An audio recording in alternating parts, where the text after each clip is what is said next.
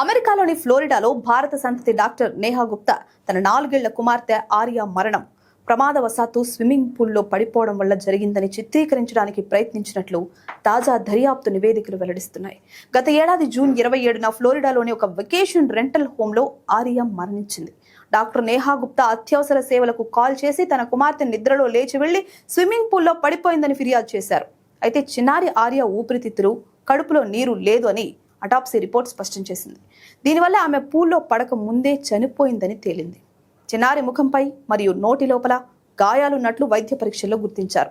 ఆమెను ఊపిరి ఆడకుండా చేసి చంపినట్లు ఇన్వెస్టిగేషన్ అధికారులు నిర్ధారించారు. దాంతో డాక్టర్ నేహా గుప్తాపై 2nd డిగ్రీ మర్డర్ అభియోగం మోపారు. ఆమెను మియామిలోని టర్నర్ గిల్ఫర్డ్ నైట్ కరెక్షనల్ సెంటర్లో ఎటువంటి బెయిల్ లేకుండా కస్టడీలో ఉంచారు. ఈ కేసు విచారణ మే 2026లో తిరిగి కోర్టుకు రానుంది. ఆర్య మరణం ఒక పక్కా పథకం ప్రకారం జరిగిన హత్యని పోలీసులు అనుమానిస్తున్నారు.